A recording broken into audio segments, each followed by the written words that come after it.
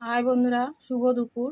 আজকে দেখো রান্না করলাম, মানে অনেক কিছুই রান্না করেছি। চাটনিটাই আজকে তোমাদেরকে, চাটনি না সরি, আমের টক। তো আমের টকটা আজকে তোমাদের সঙ্গে রান্না শেয়ার করলাম। তা মাছ মাংস অনেক কিছুই তো তোমাদের সঙ্গে রান্নার ভিডিও শেয়ার করি। তা অনেক বন্ধুরাই আছে তারা নিরামিষ ভোজি, তারা মাছ মাংস ভিডিও পছন্দ করে না। তাই কিছু কিছু এবার থেকে চিন্তা করলাম কিছু কিছু নিরামিষ রান্নাও ফেসবুকে আমি শেয়ার করব। তা দেখো রান্নাটা আমি কিভাবে করলাম, আমের টক। চলো। গরম হয়ে গেছে, তা আমি এর মধ্যে অল্প তেল দিয়ে দিলাম, সর্ষের তেল দিলাম, একটা শুকনো লঙ্কা দিয়ে দিলাম, একটু সর্ষে দিয়ে দিলাম, কালো সর্ষে। এই আমগুলো কেটে রেখেছিলাম দিয়ে দিলাম, দেবো একটু লবণ, একটু হলুদ,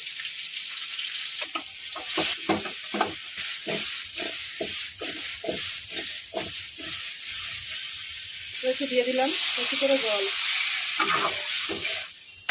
এই গামলাটা আমার অনেক পুরনো, গামলাটা আমি ফেলতে পারি না, মানে এতটাই কাজের, এতটাই উপকারী। দেখতে খারাপ লাগে কিন্তু আমি তবু এই গামলাটা ফেলি না, মানে আমার খুব প্রিয় এই গামলাটা।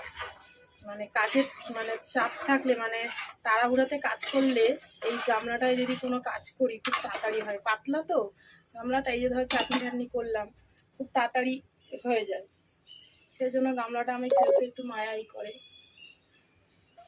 ফেলে দিলে তো ফেলেই দেওয়া যায়, মানে একটা মায়ায় পড়ে গেছি। এত উপকার করে আমার, তাড়াহুড়ার সময় খুব তাড়াতাড়ি কাজ করে আমার। রেখে দিলাম একটু, আমগুলো সেদ্ধ হলেই হয়ে যাবে আমের টক।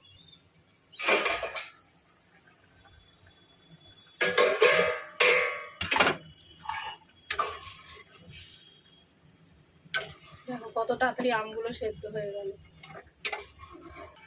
এগুলো আমার সব ঠাকুরকে দেওয়া প্রসাদ। চাটনি করলে চাটনির মধ্যে দিয়ে খাই, আর পুরোটাই লাগবে। ঠিক আছে, দেখো বন্ধুরা আমার আমের টক রেডি।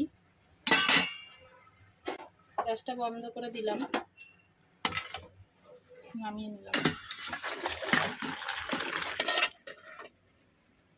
রাখছি বন্ধুরা, সবাই ভালো থেকো, সুস্থ থেকো।